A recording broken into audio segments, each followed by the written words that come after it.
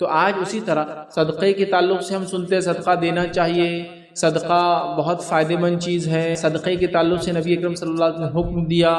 صدقہ دیکھیے ایک تو ہوتا ہے فرض، ایک ہوتا ہے واجب، اور ایک ہوتا ہے یا سنت موقدہ، اور ایک ہوتا ہے نفل یاد۔ فرض صدقہ سے مراد زکوٰۃ ہوتی ہے، ٹھیک ہے۔ واجب یا جو ہے موقدہ جس کو ہم کہیں گے وہ صدقات سے مراد عید الفطر ہے، ٹھیک ہے، یہ واجب ہے۔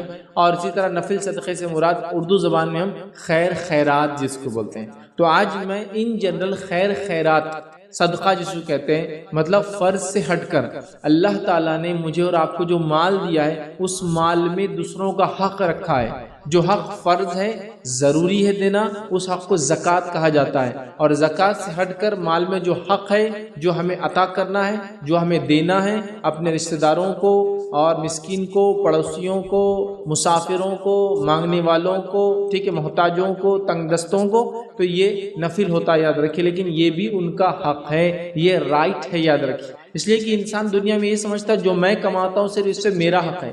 شریعت یہ کہتی تم جو کماتے ہو من جملہ اس میں انسانیت کا حق ہے، یقیناً 100% نہیں۔ کوئی سوشلزم کے جیسا اسلام یہ نہیں کہہ رہا ہے کہ سب کو برابر ملنا چاہیے۔ اسلام کہتا ہے سب کی عقل صلاحیتیں الگ ہیں، سب کی کمانے کی صلاحیتیں الگ ہے، لہٰذا ملنا بھی الگ چاہیے۔ لیکن اسلام نے یہ کہا کہ ایک طبقہ یا ایک پرسنٹیج ایسا ہے جو انسانیت، جو تمام انسانیت ہے، وہ بھی اس کی مستحق ہے کہ آپ کے مال میں ان کا بھی حق ہے، اس لیے کہ ہم جو کچھ کماتے ہیں کہیں نہ کہیں وہ بھی ہمارے لیے ریزن بنتے ہیں، یاد رکھیں۔ تو لہٰذا ہمیں ان کا حق رکھتے ہوئے ان کو کچھ دینا چاہیے۔ یہ سوشل رسپانسبلٹی سمجھ لیجیے عام زبان میں سمجھانے کے، کہ یہ ہم سماج میں رہتے ہیں تو یہ سماجی ذمہ داری ہے کہ جس سماج میں رہتا ہوں اور کماتا ہوں اس کے غرباؤں میں بھی میں کچھ نہ کچھ تقسیم کروں جو میں نے اس سماج میں کمایا یا اس جگہ کمایا ہے۔ تو دنیا میں ہم رہتے ہیں تو ہم صدقہ دینے کی کوشش کریں۔ نبی اکرم صلی اللہ علیہ وسلم نے مردوں کے مقابلے میں عورتوں کو صدقے کی تاکید زیادہ کی۔ نبی اکرم صلی اللہ علیہ وسلم نے فرمایا، حدیث کے الفاظ اس طرح سے ہے کہ میں نے عورتوں کو جہنم میں زیادہ دیکھا ہے۔ ایک صحابیہ نے اٹھ کے کہا، اللہ کے رسول صلی اللہ علیہ وسلم ہم کو جہنم میں زیادہ کیوں دیکھا ہے آپ نے؟ کیا وجہ ہے اور کیسے بچے اس سے ہم؟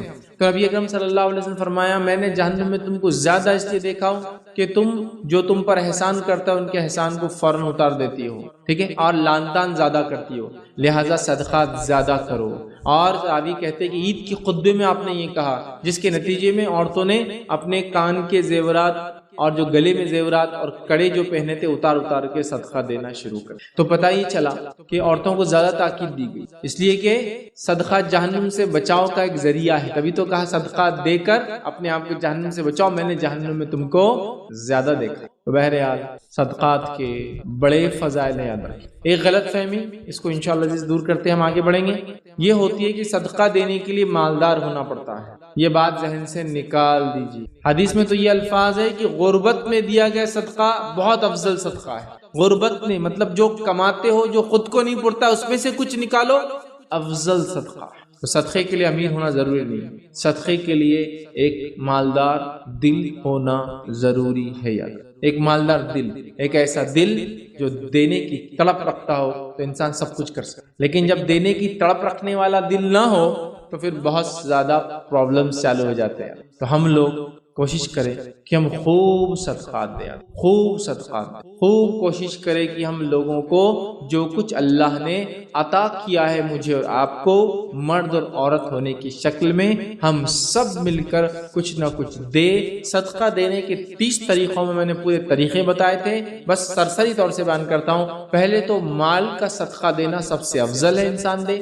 اگر مال کا صدقہ اپنے مال میں سے نہیں دے سکتا ہے تو ایکسٹرا ٹائم نکال کر کما کے صدقہ دے۔ اگر ایکسٹرا ٹائم نکال کر کما کر صدقہ نہیں دے سکتا ہے تو فزیکل لیبر کر کے، محنت کر کے، کسی کا مال اٹھا کے، کسی کو گاڑی پہ سوار کر کے، کسی کو سواری پہ سوار کر کے، اس طرح سے فزیکل لیبر محنت کر کے صدقے کا اجر پائے۔ اور اگر فزیکل نہیں کر سکتا تو زبان سے کسی کو اچھائی کا حکم دے، برائی سے روکے، اس طرح سے وہ کرے، اپنے اخلاق حسنہ سے صدقہ دے۔ اور اگر اس کی طاقت بھی نہیں ہے تو کم از کم اپنے شر سے دوسروں کو محفوظ رکھے، یہ بھی صدقہ دینے کا ایک طریقہ ہے۔ تو ہم پہلے اپنے مال سے دینے کی کوشش کریں گے، مال نہیں ہے تو کما کے دینے کی کوشش کریں گے، کما کے نہیں دے سکتے تو اپنے جسم سے کریں گے، جسم سے نہیں کر سکتے تو اپنے اخلاق سے کریں گے، اور اگر وہ بھی طاقت نہیں تو کم از کم اپنے شر سے دوسروں کو محفوظ رکھیں گے، یہ بھی صدقہ ہے۔ ٹھیک ہے، صدقہ دینے کے 30 طریقے میں نے بہت اچھے سے ان تمام طریقوں کو ڈیفائن کیا ہے، تو آج ہم وہ نہیں دیکھیں گے۔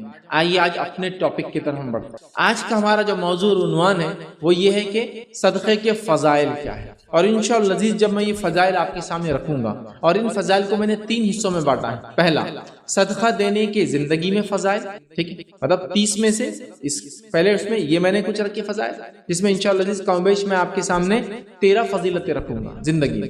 یقیناً یہ 30 فضائل ہی نہیں ہیں صدقے کے، یہ 30 فضائل میں نے جمع کی ہوں صدقہ دینے کے۔ آپ کتابیں پڑھیں گے قرآن اور احادیث کی، کئی سینکڑوں فضیلتیں ہوں گی، میں نے 30 سلیکٹ کی ہے اس میں سے زیادہ۔ تو پہلے ہم دیکھیں گے فرسٹ ٹاپک کا پارٹ ہوگا زندگی میں کیا فضیلتیں فائدے، 13 پوائنٹس اس میں انشاءاللہ عزیز میں آپ کے سامنے رکھوں گا۔ دوسرا ہم دیکھیں گے مرنے کے بعد کیا فضیلتیں، جس میں 3 پوائنٹس میں آپ کے سامنے رکھوں گا، ہوئے 16، اور اس کے بعد ہم دیکھیں گے آخرت میں اس کی کیا فضیلتیں، اور اس کے اندر انشاءاللہ عزیز میں نے 14 پوائنٹ رکھے، تو گویا 13، 3 اور 14، تو 13 اور 3 16 اور 14 ہوئے 30 فضیلتیں ایسی ہم دیکھیں گے۔ تو میں ایک ہیڈنگ کے اندر 1 2 اس کے سیکوینس میں بات رکھوں گا، لیکن من جملہ سب ملا کے 30 ہو جائیں گے۔ بہت ہم کو ایک سیریسنس کے ساتھ سمجھنے کی ضرورت ہے کہ ہمیں جو اللہ کے نام میں مال خرچ کرنے کا اپنا مزاج بنانا ہے۔ دیکھیے تو دیکھیے انشاءاللہ کبھی مال کم نہیں ہوگا، اس لیے کہ اللہ رب العزت سورہ سبا سورہ نمبر 34 آیت نمبر 39 میں 39 میں فرماتا کہتا ہے وَمَا أَنفَقْتُم مِّن شَيْءٍ فَهُوَ يُخْلِفُهُ وَهُوَ خَيْرُ الرَّازِقِينَ۔ اگر تم میری راہ میں خرچ کرو گے تو میں ضرور تمہیں پلٹا کر اس کو دوں گا۔ اللہ کون کہہ رہا ہے؟ اللہ کہہ رہا ہے وَهُوَ يُخْلِفُهُ، میں اس کو مخالف بولتے ہیں نا، الٹی سمت کو بولتے ہیں مخالف، میں اس کو پلٹاؤں گا تمہارے طرف اس مال کو۔ اللہ کیا فرما رہا ہے وَمَا أَنفَقْتُم مِّن شَيْءٍ، جو بھی تم اللہ کی راہ میں خرچ کرتے ہو فَهُوَ يُخْلِفُهُ، میں ضرور اس کو پلٹا کر دوں گا تم کو۔ وَهُوَ خَيْرُ الرَّازِقِينَ، اور اللہ تو سب سے خیر رزق دینے والا ہے۔ ہم جو خرچ کریں گے وہ پلٹ کر آنے والا ہے، یاد رکھیے جانے والا نہیں ہے۔ اس لیے میں نے کہا بغیر ڈرے خرچ کیجئے، اللہ آپ کو پلٹا کر دینے والا ہے اس کا بدلہ۔ يُخْلِفُهُ، وہ مخالف سے الٹا پلٹا کر دیں گا آپ کو۔ آپ نے خرچ کیا، آپ کو مال ملا، آخرت میں 700 تو باقی ہے ہی، اس کو تو چھوڑ ہی دیجئے، ان ریٹرن دنیا میں بھی وہ مال واپس ملے گا اس سے بہترین انداز سے، اولاد کی صحیح ہونے کے اس شکل میں، مال کی برکت کی شکل میں، کم زندگی میں زیادہ کام کی شکل میں، اور زندگی میں ایسے کارنامے انجام دینے کی شکل میں کہ مرنے کے بعد اس کا اجر ملتا رہے۔ یخلفہ، اللہ پلٹائیں گا، اس بدلہ دینا ہی اللہ ہے۔ تو اس لیے میں نے کہا مال بے جھجک ہو کر خرچ کیجیے اللہ کی راہ میں۔ مال اللہ کی راہ میں خرچ کرنے والا کبھی غریب نہیں ہو سکتا۔ نبی اکرم صلی اللہ علیہ وسلم نے اس چیز کو بہت خوب اپنی حدیثوں کے اندر بتایا اور بار بار بیان کیا۔ آپ وسلم فرماتے ہیں مال خرچ کرنے کے بارے میں، 2 فرشتے، صحیح بخاری کی روایت ہے، 2 فرشتے ہیں جو روز اترتے ہیں اور اللہ رب العزت سے دعا کرتے ہیں۔ ایک کہتے ہیں اللہ خرچ کرنے والے کے مال کو بڑھا دیں، اور دوسرا کہتا ہے اللہ جو خرچ نہیں کرتا، بخیلی کرتا ہے، تیرے راہ میں روکتا ہے، اس کے مال کو برباد کر دے اور تباہ کر۔ روز 2 فرشتے اترتے ہیں دنیا میں اور دعا کرتے ہیں، اور اللہ فرشتوں کی دعاؤں کو رد نہیں کرتا۔ یار تو دعا کرتے ہیں کہ اے اللہ دینے والے کے مال کو بڑھا، اور دوسرا کہتا ہے اللہ خرچ نہ کرنے والے کے مال کو تباہ اور برباد۔ تو گویا جو مال خرچ نہیں کرتا وہ روز ایک فرشتے کی بد دعا کا مستحق بھی بنا۔ اور مال خرچ کرنے دیں، مال یاد رکھیے کبھی کم نہیں ہوتا، یاد رکھیے، اور مال صرف جو ہے بڑھتا ہی رہتا ہے۔ نبی اکرم صلی اللہ علیہ وسلم نے ایک حدیث میں فرمایا جو صحیح مسلم کی آپ نے فرمایا، کہا 2 لوگوں کے سوا کسی اور پر رشک مت کرنا۔ رشک سمجھتے نا، کاش میں ایسا ہوتا، سمجھ رہا؟ 2 لوگوں کے سوا کسی اور کے جیسا ہونے کے جیسا رشک نہ کرنا، کسی کے جیسا ہونے کی امید یا اللہ سے امید یا جو ہے اس کی نیت نہ کرنا۔ وہ کون 2 لوگ ہیں؟ پہلا، اللہ نے جس کو قرآن عطا کیا ہو، وہ قرآن کا حافظ ہو، قرآن کو یاد کرتا ہو اور پڑھتا ہو خوب پڑھتا ہو۔ اللہ نے اس کو قرآن دیا ہو اور وہ خوب اس کی تلاوت کرتا ہو، تو ایسے آدمی کو دیکھ کے آپ بول سکتے کاش میں بھی ایسا ہوتا۔ اور کہا دوسرا وہ آدمی جس کو اللہ نے مال دیا ہو اور وہ دونوں ہاتھوں سے صرف خرچ کرتا ہے، اس آدمی کو دیکھ کے بھی ہم کہہ سکتے کاش میں بھی اس کے جیسا ہوتا۔ یہ 2 لوگوں کے علاوہ رش نہیں کر سکتے۔ اور ہمارا معاملہ کیا ہے؟ کوئی آدمی کو مال خرچ کر دے گا، کیسا بیوقوف ہے یہ، اللہ کبھی ایسا نہیں بنانا میرا بیوقوف۔ میرے پاس ہوتا نا تو میں اپنی ایک اچھی گاڑی لیتا، ایک اچھا شہر سے باہر بنگلہ بناتا، ایک اچھی سہولت زندگی تھا۔ بیوقوف روز خرچ کرتے رہتا۔ رشک صرف 2 لوگوں پہ ہو سکتا ہے، جس کو قرآن یاد ہو، پڑھتا ہو اس کو خوب، اس کے جیسا کر سکتے اللہ کاش میں بھی ایسا ہوتا، مجھے تو عقل دیتا، حافظہ دیتا، میں بھی یاد کر کے پڑھتا۔ اور دوسرا جس کو مال خرچ کرتے ہو دیکھو تو نیت کر سکتے اللہ کاش میں بھی ایسا ہوتا، اس کے جیسا، اور خوب مال خرچ کر۔ اس کے علاوہ کسی کے جیسا ہونے کی نیت نہیں کر سکتے، معلوم؟ اور ہمارے پاس خرچ کرنے والے کو ہم کیا سمجھتے ہیں؟ بیوقوف ہے، خرچ کر رہا دیکھ، کیا ضرورت تھی اتنی بڑی مسجد بنانے کی؟ مسجد تو کوئی بنا کے دے سکتا تھا۔ کیا ضرورت تھی فلاں یتیم خانے کو دینے کی؟ کوئی بھی چلا دیں گے، یتیموں کیا کیسی بھی زندگی جی لیتے ہو۔ کیا ضرورت تھی چیریٹیبل ہاسپٹل بنانے کی؟ کمی تھی کہ ویسے بھی 10-20 روپے میں علاج ہو جاتا، جو بنا کے رکھ دیے؟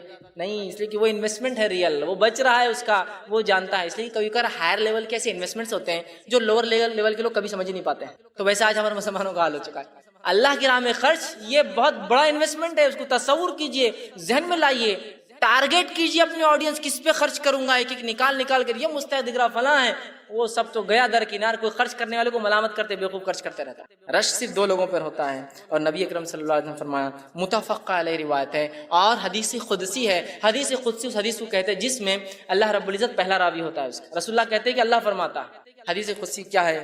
اللہ رب العزت فرماتا ہے، یا ابن آدم، اے آدم کے بیٹے، اور بیٹے میں بیٹیاں بھی شامل ہیں، اولاد آدم، اے اولاد آدم، یا ابن آدم، انفق علیک، تو میری راہ میں خرچ کر، میں تجھ پر خرچ کروں، انفق تو خرچ کر، انفق علیک میں تجھ پر خرچ کروں گا۔ اللہ کہہ رہا ہے تو خرچ کر، میں تجھ پر خرچ کروں گا، لوٹا کر دوں گا تجھے اس کا بدلہ۔ اے ابن آدم سے اللہ رب العزت جو ہے آدم کی اولاد سے ہم سے خطاب کر رہا ہے کہ تم میری راہ میں خرچ کرو، میں اس کو پلٹاؤں گا تمہارے طرف، میں لوٹانے والا ہوں اس کو۔ تو کہا یا ابن آدم تو خرچ کر، میں تجھ پر خرچ کرتا رہوں گا، تو خرچ کرتا رہا میری راہ میں تجھ پر جو خرچ کرتا رہوں گا۔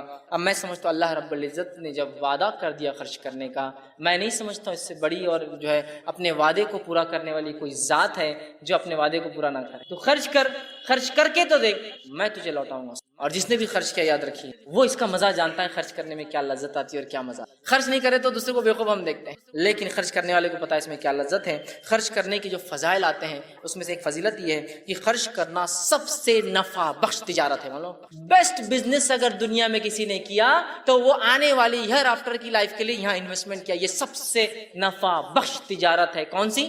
اللہ کے راہ میں خرچ کرنا۔ اب ہوتا ہے نا آپ کسی سے ملنے گئے اور وہ کچھ تو بھی نیٹ پر کچھ کر رہا ہے، اوہ کیا کر رہے ہو تم؟ میں شیئر مارکیٹ میں انویسٹمنٹ کرتا ہوں۔ اوہ کیا فائدے ہوتے ہیں اس کی، بولا یہ فائدے ہوتے ہیں، وہ فائدے ہوتے ہیں، ایسے فائدے ہوتے ہیں، دن میں جو ہے میں لاکھ پتی، رات تک کروڑ پتی بن جاتا ہوں، ایسا ہوتا ہے، فلاں ہوتا ہے۔ بولتے کیا بھاری آدمی ہے یار، یہ کیا خاموشی سے انویسٹمنٹ کر دیا اس نے، بتایا تک نہیں۔ اگلی بار اپن بھی ایسے کریں، انویسٹمنٹ ڈھونڈ رہے ہیں، آپ بھی خاموشی سے کچھ تو بھی کر رہے ہیں انویسٹ، ڈوب گئے تو بولتے بھی نہیں آپ کسی کو خاموشی میں، وہ ایک الگ بات ہے، لیکن آپ بھی انویسٹ کر رہے ہیں خاموشی سے، اس لیے کہ میرا بھائی کر رہا ہے، ایک ہائر لیول پر اس کے انویسٹمنٹ جا رہے ہیں، فلاں ہو رہے ہیں، سمجھ میں آتا ہے اس ہے نا۔ اب اللہ کی راہ میں خرچ کریں گے، نہ کچھ دکھ رہا ہے، نہ کوئی معاملہ ہو رہا ہے، نہ کوئی سمجھ رہے ہیں نا آپ، یہ باتیں ہم کو کیوں سمجھ میں نہیں آ رہی؟ ہم جب لوگوں کو دیکھتے ہیں وہ تجارتیں کر رہے ہیں اور اس میں فائدہ ہو رہا ہے تو ہم دوڑ پڑتے ہیں دنیا میں، یہ تجارت کیوں نہیں سمجھ رہے؟ سب سے نفع بخش ہے، سب سے زیادہ نفع بخش تجارت کس کو کہتے ہیں معلوم؟ وہ تجارت، وہ بزنس جس کا ریٹرنز سب سے زیادہ ہو، تو یہ سب سے نفع بخش تجارت ہے، دو اور سب سے زیادہ پاؤ، یہ سب سے بخش تجارت ہے۔ اور اللہ رب العزت نے اس کے تعلق سے اپنی کتاب کے اندر فرمایا اور کہا، سورہ فاتر سورہ نمبر 35 آیت نمبر جو 29 اور 30 میں اللہ نے فرمایا، سنیے آیت کس طرح سے اللہ فرماتا ہے، ان الذین یتلون کتاب اللہ واقاموا الصلاۃ وانفقوا مما رزقهم، کہ وہ لوگ اللہ فرماتا ہے جو اللہ کی کتاب کی تلاوت کرتے ہیں، نماز قائم کرتے ہیں، اور جو اللہ نے دیا اس میں سے خرچ کرتے ہیں، مما رزقناہم، جو ہم نے رزق دیا اس میں سے خرچ کرتے ہیں۔ آگے فرمایا سرا و علانیہ، خاموشی میں کرتے ہیں اور کبھی ظاہر کر کے کرتے ہیں۔ ہوتا ہے کبھی کبھار صدقے چھپ کر ہو نہیں سکتے، افضل صدقہ چھپ کر ہوتا ہے، لیکن کچھ صدقات آپ چھپ کر ہی نہیں سکتے۔ ایک مسکین راستے پہ کھڑا ہے، آپ چھپ کر نہیں دے سکتے نا، دکھ جاتا ہے، تو کچھ تو علانیہ ہو جاتے ہیں، لیکن کچھ صرف چھپ کے ہوتے ہیں۔ تو کہا وہ لوگ جو قرآن پڑھتے ہیں، نماز قائم کرتے ہیں، اللہ نے جو مال دیا خرچ کرتے ہیں، جو دکھ جاتا ہے، جو چھپا کر کرتے ہیں، اللہ نے فرمایا ان کے تعلق سے علانیتن یرجون تجارتا لن تبور، ایک ایسا بزنس کرتے ہیں جس میں کبھی گھاٹا ہوتا ہی نہیں ہے۔ اللہ کی راہ میں خرچ کرنے میں کبھی گھاٹا ہوتا ہی نہیں ہے، یہ ایسی تجارت ہے جو ڈوبتی ہی نہیں ہے۔ دنیا کی ہر تجارت ڈوب جاتی ہے یا انویسٹ کرنے والا مر جاتا ہے، دونوں میں سے کوئی چیز، یہ کبھی نہیں ڈوبنے والی تجارت، کبھی نہیں، آپ کو اس کا بدلہ ہمیشہ ہمیشہ ملتا ہے۔ اور خفیہ خرچ کرنے کے فضائل تو میں سمجھتا ہوں ہم سب جانتے ہیں، خفیہ خرچ کرنے کے بہت بہت بہت زیادہ فضائل جو ہے کتاب و سنت میں، قرآن حدیث میں آتے ہیں، جس میں سے ایک فضائل جو آتا ہے صحیح بخاری کی روایت میں ہے، 7 لوگ جو عرش کے سائے میں ہوں گے جبکہ کوئی سایہ نہ ہوگا، اس میں سے ایک شخص وہ ہوگا جو سیدھے ہاتھ سے جب خرچ کرتا تھا تو اس کے الٹے ہاتھ کو پتہ نہیں اس نے کیا خرچ کیا، مطلب یہ کہ اتنی خاموشی میں خرچ کر، اتنا خاموشی سے دیتا تھا کسی کو نہیں پتا اس نے کیا دیا۔ اور ایسے اللہ کے کئی بندے ہیں جو حقیقت میں واقع میں اتنی خاموشی سے اللہ کے نام میں جو ہے خرچ کر، اللہ رب العزت جو ہے خرچ کرنے کو ایک تجارت بتاتا ہے، اور وہ تجارت کے تعلق سے اللہ رب العزت نے بہت ساری باتیں فرمائی۔ خرچ کرنے کا ایک فائدہ جو آتا ہے وہ یہ کہ جو انسان اللہ کے راہ میں خرچ کرتا ہے اس کے اللہ گناہ بھی معاف کرتا ہے۔ اور اللہ رب العزت نے خرچ پہ دیکھی کیسا ابھارا، قرآن کی آیت اس طرح سے سورہ تغابن سورہ نمبر 64 آیت نمبر 17 میں اللہ نے فرمایا اور کہا، ان تقرض اللہ قرضا حسنا یضاعفہ لکم ویغفر لکم واللہ شکور حلیم۔ اللہ فرماتا ہے اور کہتا ہے ان تقرض اللہ قرضا حسنا، کون ہے جو اللہ کو قرض حسنہ دے؟ حالانکہ تمام چیزوں کا مالک جو کچھ دنیا میں کائنات میں اللہ خود ہے، لیکن اللہ رب العزت پھر کہہ رہا ہے کون ہے جو تم میں سے مجھے قرض حسنہ دیں؟ حالانکہ یہ مال اللہ کا دیا ہوا ہے، لیکن اللہ ہم سے کہہ رہا ہے مجھے قرض دو۔ تو مالک کو دنیا میں اپنے آپ کو سمجھتے ہو، ٹھیک مجھے قرض دو اس کے بدلے میں، اور اس قرض کو میں کیا کروں گا؟ تمہارے لیے یضاعف، بہت بڑا دوں گا آخرت میں، اور کیا کام کروں گا اس کے بدلے؟ وَيَغْفِرْ لَكُمْ، تمہارے گناہوں کو اس خرچ کے بدلے معاف کروں۔ تو مال خرچ کرنے سے مال بڑھتا ہے، مال خرچ کرنے سے آخرت میں بدلہ ملتا ہے، مال خرچ کرنے سے گناہ معاف ہو، گناہ معاف کرنے کا بہترین جو ہے ذریعہ یاد رکھیں۔ اسی طرح جو ہے اللہ رب العزت جو ہے صدقات کو بڑھاتا ہے اور سود کو گھٹاتا ہے، یاد رکھیں۔ صدقات میں اللہ نے جو برکت رکھی ہے اس کو اللہ رب العزت بڑھاتا ہے۔ ابو ہریرہ رضی اللہ عنہ فرماتے ہیں، جو کہ صحیح مسلم کی روایت، آپ نے فرمایا کہا، حدیث کا الفاظ اس طرح سے، جو شخص اپنے حلال کمائی میں سے کھجور خرچ کرتا ہے، صدقات کا بدلہ کیسے ملتا ہے؟ جو شخص اپنی حلال کمائی میں سے کھجور خرچ کرتا ہے، اور اللہ صرف آپ فرماتے ہیں حلال کمائی ہوئی چیز کو ہی قبول کرتا ہے۔ ہمارے پاس بہت سے لوگ ہوتے ہیں حرام کماتے اور صدقہ کرتے ہیں، رشوت لے رہے صدقہ کر رہے ہیں، سود لے رہے صدقہ کر رہے ہیں، حرام کمائی کر رہے صدقہ کرے، کوئی اجر نہیں۔ جو آدمی ایک کھجور صدقہ کرتا ہے حلال سے، اور اللہ صرف حلال کو ہی قبول کرتا ہے، تو اللہ اس صدقے کو لے کر اپنے سیدھے ہاتھ میں رکھ لیتا ہے، اس کھجور کو لے کر، اور اس کھجور کو ایسے پالتا ہے، ایسے سنبھالتا ہے، ایسے رکھتا ہے اٹھا کر، جیسے تم میں سے کوئی اپنے بچڑے کو پالتا ہے۔ یہ بچڑے کو کیسے پالتا ہے یہ آپ کو اب شہروں میں تو نہیں سمجھ میں آئے گا، گاؤں میں جو لوگ رہتے ہیں، کھیتی باڑی جن کے، ان سے پوچھیے، بچڑے کی میل جو ہوتا ہے کسی، چاہے بکرا ہو، چاہے ہیلا ہو، بھینس کا جو ہوتا ہے نا، یا بیل ہو، اس کو کیسے پالتے ہیں؟ اس لیے کہ یہ جوتیں گا، بہت سارے کام ہوتے ہیں نا، سمجھ رہے آپ؟ تو تم میں سے کوئی جیسے بچڑے کو پالتا ہے نا، بل کو مطلب میل کو جیسا پالتا ہے نا جانوروں میں سے، چاہے بکرا ہو، چاہے بیل ہو، چاہے اونٹ کا ہو، پالتا ہے، ویسے اللہ اس کو پالتا ہے، اس کو بڑا کرتا ہے، اور فرماتا ہے اس کو اتنا بڑا کرتا ہے سنبھال کے کہ روز قیامت وہ ایک کھجور ایک بڑے پہاڑ سے بھی زیادہ بڑا ہو جائے۔ کیسا انویسٹمنٹ ہے؟ ایک کھجور دیا، صدقہ کیا، انویسٹمنٹ کو انویسٹر نے آپ سے لے لیا، اتنا زبردست سنبھالا، باقی دنیا کے انویسٹر آپ کو ڈبا دیتے ہیں انویسٹمنٹ مال، یاد رکھیے آپ ان کو، آپ دھکا بھی نہیں لگا سکتے بڑی کمپنیوں، لیکن اللہ اس کو لیتا ہے، انویسٹ کرتا ہے، سنبھالتا ہے، اور ایسے سنبھالتا ہے سب کو، اپنے بچڑے کو سنبھالتا ہے، اور روز قیامت اس کو اتنا بڑا اجر ملتا ہے، پرورش دیتا ہے کہ ایک پہاڑ کے مانند ایک کھجور کے لیے امیر ہونا ضروری نہیں ہوتا ہے نا، حدیث الفاظ یہ کھجور کی، اس لیے میں نے کہا مال خرچ کرنے کے لیے امیر ہونا نہیں پڑتا ہے، مال خرچ کرنے کے لیے خرچ کرنے والا دل لگتا ہے، پیسے نہیں لگتے، اس لیے کہ ایک کروڑ پتی انسان ہے، اللہ نے سب کچھ دے رکھا ہے، پھر بھی بازو والا کچھ جیب میں سے نکال نظر رہتی ہے اس نے کہاں سے لائے پیسے؟ دل سے غریب ہے نا بیچارہ، پیسہ بہت اللہ نے دے دیا، الگ مسئلہ ہے اس کا، دل سے غریب ہے۔ خود کی اللہ نے کار دی ہے، بازو والے نے اس سے بڑی لا لی، تو اس کے پاس تو میرے سے زیادہ بڑی کیا ہے، اللہ نے دے رکھا ہے، دل سے غریب ہے نا بیچارہ۔ غنا دل سے ہوتی، یاد رکھیے، مال سے نہیں ہوتا آدمی غنی، دل سے غنی ہو جائے۔ دیکھیے پھر ہر غریب آدمی مالدار سے زیادہ خرچ کرتا ہے، مالدار سے زیادہ خرچ کرتا ہے، یاد رکھیے غریب آدمی، اس لیے کہ اگر ایک انسان نے دن میں 100 روپے کمائے، اپنے ایک مسکین بھائی کو راستے بیٹھا دیکھا، کہا کہ یار 20 روپے کا مستحق دینا ہی پڑے گا اس کو کھانے کے لیے، نکال کے دے دیے، اپنی انکم کا 20% اس نے صدقہ کیا۔ اللہ فیصد کے اعتبار سے دیتا ہے، کوانٹٹی کے اعتبار سے نہیں، کوالٹی کے اعتبار سے۔ اور ایک مالدار نے اگر 1 لاکھ روپے روز کمایا تو 20,000 روپے خرچ کر سکتا ہے، ایسی امید نہیں ممکن نہیں ہوتا، سمجھ رہے ہیں بات کو؟ ایک غریب اپنی غربت میں ایک مالدار سے آگے بڑھ سکتا ہے، اس لیے کہ اللہ فیصد کے اعتبار سے اجر دیتا ہے، ٹھیک ہے؟ تو بہرحال خرچ کرنے والا ایک جو ہم مزاج بنائیں تو اللہ جو ہے اس صدقے کو پالتا ہے، اس صدقے کو جو ہے بڑا کرتا ہے۔ اسی طرح جو ہے نبی اکرم صلی اللہ علیہ وسلم فرماتے اور کہتے ہیں، صحیح مسلم کی روایت ہے، حدیث کے الفاظ دیکھیے یہ ہے، اللہ کے رسول فرماتے ہیں صدقہ مال میں کمی نہیں کرتا، جب ہم اللہ کے لیے خرچ کرتے ہیں اس سے مال کم نہیں ہوتا ہے۔ دوسری روایت میں جو ہے سلسلۃ احادیث صحیحہ کی روایت ہے، اللہ کے رسول حضرت بلال سے فرمایا اور کہا بلال رضی اللہ عنہ کو کہ بلال تم خرچ کرو اور عرش والے کی طرف سے کمی کا خوف مت کرو، اے بلال تم خرچ کرو اور عرش والے کی طرف سے کمی کا خوف مت کرو کہ اللہ تمہیں خرچ کرنے کی وجہ سے کبھی تمہارے مال میں کسی قسم کی کبھی کمی کریں گے۔ تو یہ حدیث بالکل واضح ہے، خرچ کرنے سے مال کم نہیں ہوتا ہے، یاد رکھیے۔ اسی طرح خرچ کرنے کے جو فضائل آتے ہیں، اس فضائل میں سے ایک فضیلت یہ ہے کہ خرچ جو انسان کرتا ہے وہ روز قیامت انسان پر سایہ بننے والا، سایہ جس روز کوئی سایہ نہ ہوگا روز قیامت، جب کہ آپ سے فرماتے ہیں کچھ لوگ سورج 1 میل کے فاصلے پر ہوں گا، کچھ لوگ شدت گرمی سے پسینے میں ٹخنوں تک، کچھ لوگ گھٹنوں تک، کچھ لوگ اپنی کوکھ تک، کمر تک، کچھ لوگ اپنے چہروں تک، ناک تک ڈوبے ہوں گے پسینے میں۔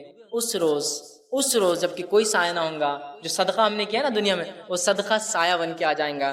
حدیث کے الفاظ اس طرح سے آپ سے فرماتے ہیں، صحیح یہ جو ہے سلسلۃ احادیث صحیحہ کی روایت ہے، جو ہے اس میں آپ فرماتے اور کہتے ہیں ہر شخص اپنے صدقے کے سائے تلے ہوں گا یہاں تک کہ فیصلے نہ ہو جائے، ہر شخص روز قیامت اپنے صدقوں کے سائے تلے ہوں گا. جب تک کہ اللہ لوگوں کے فیصلے نہیں کر دیتا تب تک لوگ اپنے صدقات کے سائے میں رہیں گے. میں سمجھتا ہوں اس سے بڑی کوئی چیز نہیں ہو سکتی کہ اس روز کسی کو سایہ مل جائے صرف ایک صدقے کی وجہ سے، دنیا میں خرچ کرنے کی وجہ سے، جس سے نہ مال میں کمی ہوتی ہے بلکہ، جو کہ جامع ترمذی کی اور ابو داؤد میں روایت آتی ہے. اور عبداللہ بن خبیب رضی اللہ عنہ اس حدیث کے راوی ہیں، وہ فرماتے اور کہتے ہیں کہ میں نے اللہ کے رسول صلی اللہ علیہ وسلم سے عرض کیا کہ اللہ کے رسول صلی اللہ علیہ وسلم میں کیا پڑھوں اپنی حفاظت کے لیے، مطلب اپنی حفاظت کے لیے، مصیبتوں کو ٹالنے کے لیے، پریشانیوں سے بچنے کے لیے میں کیا پڑھوں میں. تو نبی اکرم صلی اللہ علیہ وسلم ان کو حل دے رہے ہیں، کیا پڑھنا ہے تم کو اپنی حفاظت کے لیے، مصیبت اور پریشانی سے بچنے کے لیے. اور اتنی چھوٹی چھوٹی دعائیں ہیں نا سبحان اللہ، لیکن ہم یہ نہیں کرتے ہیں. اگر کوئی ڈاکٹر بولے آپ کو اللہ نہ کرے شوگر ہو گئی، بی پی ہو گیا، صبح ایک دوا لے لیجئے، شام ایک دوا لیجئے، چھوٹی سی ہے، کتنا پابندی سے بیٹھ کے، حالانکہ کڑوی ہے، مہنگی ہے، مشکل ہے، جان پر آتا نہیں، دل بولتا کھانا، برابر ٹائم لے رہے ہیں، اس لیے کہ پھر بی پی اور شوگر کنٹرول میں لانا ہے. لیکن اگر ہم وہی کہیں کہ مصیبت، آفتیں، بلائیں، پریشانیاں، مشکلوں کو دور کرنا ہے تو کنٹرول کے لیے اذکار ہے، نہ پیسہ جاتا ہے نہ کچھ، صرف منہ کھولنا ہے نا، لیکن وہ نہیں ہوتا ہم سے. آئیے تو انہوں نے کہا اللہ کے رسول صبح اور شام کے معاملے میں کیا پڑھوں، مطلب حفاظت کے لیے کیا پڑھوں. تو نبی اکرم صلی اللہ علیہ وسلم کو فرماتے اور کہتے ہیں ہر صبح اور شام 3 مرتبہ تم یہ پڑھو. کیا پڑھو؟ قل هو اللہ احد 3 بار صبح اور شام. صبح اور شام سمجھتے نا، رات نہیں، مغرب شام کا وقت ہے، اور صبح مطلب فجر کے بعد. تو اب کبھی بھی صبح اور شام یہ پڑھو. تم کیا پڑھو؟ 3 مرتبہ قل هو اللہ احد پڑھو، پھر فرمایا 3 مرتبہ قل اعوذ برب الفلق پڑھو، پھر فرمایا 3 مرتبہ قل اعوذ برب الناس پڑھو. سورہ قل مطلب تینوں سورے ایک ساتھ آتے ہیں قرآن میں، 112 نمبر کا سورہ، 113 نمبر کا سورہ، 114 نمبر کا سورہ. ان 3 صورتوں کو آپ صلی اللہ علیہ وسلم فرما رہے، ان 3 صورتوں کو تم پڑھیں تو آپ کو ہر وقت پریشانی والی چیز سے اللہ تعالیٰ بچانے کے لیے کافی ہو جائے گا. وہ پوچھ رہے ہیں میں کیا کروں، مصیبت، پریشانی، آفت کوئی آ جائے تو آپ صلی اللہ علیہ وسلم سلوشن پیش کریں. سلوشن یہ کہ صبح اور شام 3 مرتبہ سورہ اخلاص، سورہ فلق، سورہ ناس پڑھا کرو. یہ تمہارے لیے کافی ہو جائیں گا، مصیبتوں کے لیے، پریشانیوں کے لیے، مشکلوں کے لیے کافی ہو جائیں گا. اور اس کے تعلق سے یاد رکھیے، ہم اتنی لاپرواہی برتتے ہیں، حالانکہ کتنے چھوٹے سورے ہیں، کتنے عام ہیں، تقریباً سب کو یاد ہوتے ہیں، لیکن یہ ہم سے نہیں ہوتا ہے، یہ نہیں ہوتا. ہاں کوئی مصیبت آ گئی اور کوئی کہے ایک ٹانگ پہ کھڑے رہ کر 11 بار سورہ یاسین پر برابر کر رہے ہیں. آدھی رات کو چھت پہ جا کر ایک ٹانگ پہ کھڑے رہ کے سورہ یاسین 11 بار پڑھو، حالانکہ 8 پہ 10 بار میں نیچے گر کے پڑھتے، دوسرا بار بھی ٹوٹ جاتا جو اچھا تھا. وہ سب کریں گے دوسرے دن آ رہے پیر ٹوٹ، کیا بات ہے؟ تو کسی کو بول نہیں سکتے کہ ایک پیر پہ کھڑے ہو تو گرے دوسرا بھی ٹوٹ گیا. وہ نہیں بولتے، وہ برابر کریں گے. آنے کے بعد 21 دن تک جو ہے سورہ یاسین کو آپ یہ پڑھو، حالانکہ ثابت نہیں ہے. پورے قرآن کو الٹا پڑھنا شروع کرو، وہ بھی ہم کریں گے. کتنا سلوشن، کتنا آسان ہے. 1 سورہ، 2 سورے اور 3 سورے، کتنی آیتیں ہو رہی ہیں، کتنی چھوٹی چھوٹی آیتیں. قل هو اللہ احد ہو گئی ایک آیت، اللہ الصمد لم یلد ولم یولد ولم یکن له 4 آیت. چلو ماشاءاللہ ہو گئی. 4 آیتوں کو 3 بار بولے تو کتنے بار ہو رہا؟ 12 آیت ہے نا. یہ اتنے کم جملے ہیں کہ اس سے کئی گنا، کئی درجے زیادہ جملے میں اور آپ بولتے ہیں دن بھر میں، بات کرنے کی شکل میں، بیوی سے، بچوں سے، پڑوسیوں سے، باس سے، کسٹمر سے. صبح شام 3 مرتبہ پڑھنا ہے اور 3 مرتبہ پڑھ کے فنش. آپ نے اپنے آپ کو محفوظ کر لیا. صحابی کیا فرما رہے کہ میں کیا کروں حفاظت کے لیے؟ آپ صلی اللہ علیہ وسلم کیا سلوشن دے رہے؟ تم یہ 3 چیزیں صبح اور شام پڑھ لو. مطلب 3 بار 3 سوروں کو صبح اور شام پڑھنا ہے. تو گویا 3 بار 3 سورہ دن میں ہو تو 9 اور شام میں 9، اتنے سورے پڑھنا ہے. اور اس کے بعد یہ ہوں گا، آپ صلی اللہ علیہ وسلم فرماتے ہیں کہ 3 مرتبہ پڑھو اور پڑھیں تو آپ کو ہر آفت و پریشانی والی چیز سے بچانے کے لیے یہ کافی ہے. اور نبی اکرم صلی اللہ علیہ وسلم کی حدیث بھی اس صورت کے تعلق سے، سورہ فلق اور سورہ ناس کے تعلق سے آپ نے فرمایا ان 2 صورتوں سے بہتر پناہ مانگنے والی کوئی صورت نہیں. ان 2 صورتوں سے بہتر، ان 2 صورتوں میں. آپ صلی اللہ علیہ وسلم بیمار ہوئے، خود پڑھتے تھے سورہ فلق سورہ ناس. بخار آیا جو آپ کا آخر مرض تھا، خود نہ پڑھ سکے تو کیا کہا اپنی زوجہ محترمہ سے، عائشہ رضی اللہ عنہا سے، تم پڑھ کے دم کرو. نبی اکرم صلی اللہ علیہ وسلم پہلے کچھ دعائیں پڑھا کرتے تھے حسن اور حسین کو نظر نہ لگے، بولے نظر بد. جب سورہ فلق سورہ ناس آئی، صحابہ بولتے وہ آپ نے دعائیں چھوڑ کے سورہ فلق سورہ ناس پڑھ کے دم کرنا شروع کر دیا. تو بخار آیا، بیمار ہوئے تو آپ نے یہ پڑھا. بچوں کو نظر نہ لگے تو آپ نے یہ صورتیں پڑھی. آندھی اور طوفان آتی تب بھی آپ یہ 2 صورتیں پڑھتے. آندھی اور طوفان آ گئی سفر میں، قل اعوذ برب الفلق اور قل اعوذ برب الناس آپ تلاوت کرتے آندھی اور طوفان سے. جادو ہوا تو جادو کا علاج اسی سے کیا گیا، سورہ فلق اور سورہ ناس. کتنی عظیم صورتیں ہیں، کتنی اہم صورتیں ہیں، لیکن معوذتین انہیں کہا جاتا ہے. لیکن ان صورتوں کے تعلق سے ہمارا رویہ کیا ہے مجھے زیادہ بتانے کی ضرورت نہیں ہے. ہمارا معاملہ دین کے معاملے میں کیسا ہے؟ سب کچھ دنیاوی کرنے کے بعد پھر دیکھیں گے اسلامک سلوشن کیا ہے. اصول کیا ہونا چاہیے؟ सब कुछ दीनी करने के बाद हम सोचेंगे फिर दुनिया के एतबार से क्या करना चाहिए। इस्लाम ने क्या सोल्यूशन दिया पहले वो चेक कर लेते हैं, फिर सोल्यूशन देखेंगे दुनिया में क्या है। हमारा मामला क्या है, सब कुछ दुनिया में, किसी को बुखार आया बच्चे को तो पहले क्या करते हैं, बुखार आती भाग के थर्मामीटर लाते हैं, जबकि क्या करना चाहिए था, सूरह फलक सूरह नास पढ़ के दम करना चाहिए। अच्छा मार लगे तो हम सबसे पहले क्या करते हैं, या तो जख्म हुआ तो बैंडेड लगाने के लिए भाग रहे हैं, या फिर कोई स्प्रे मारने के लिए ताकि वो दर्द वो तकलीफ दूर हो जाए, ये कर रहे ना। जबकि हदीस में क्या आता है, जब किसी को मार लगे तकलीफ हो तो उस जगह हाथ रख के क्या पढ़े, वो 3 बार बिस्मिल्लाह पढ़ ले, ये उसके लिए काफी हो जाए। इलाज भी करना है लेकिन पहले बिस्मिल्लाह पढ़ना 3 बार, तो उस चीज में क्या होंगी, रफाकत, ढील, आसानी हो जाएगी। हम क्या करते हैं, पहले अल्लाह का जिक्र छोड़ के अरे बाप रे, अरे माँ गे बुखार आ गया इसको, तो है ना, अरे बाप रे कितना बुखार आ गया। अल्लाह का जिक्र छोड़कर माँ और बाप को याद कर, जबकि दोनों कुछ भी काम नहीं आएंगे मुसीबत में। इंसान कभी तो सामने खड़ा होता है लेकिन कुछ नहीं कर पाता अपने बच्चों के लिए, क्या कर सकता है, नहीं कर सकता, उसके बस में नहीं होता। तो जो कर सकता है वो जात को छोड़कर जो नहीं कर सकते उनको याद करने में कोई फायदा नहीं आता। समझ रहे हैं बात को, तो ये आदि हम बना लें। ये दूसरी चीज थी, पहले हमने रात की हिफाजत देख ली, अब हमने क्या हिफाजत देखी, सुबह और शाम की हिफाजत देख ली।